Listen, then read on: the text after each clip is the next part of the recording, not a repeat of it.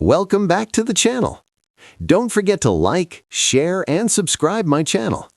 Today, we'll explore how to create a business fashion image pose refinement using Puppet Warp in Photoshop. I open Photoshop and load a fashion business image.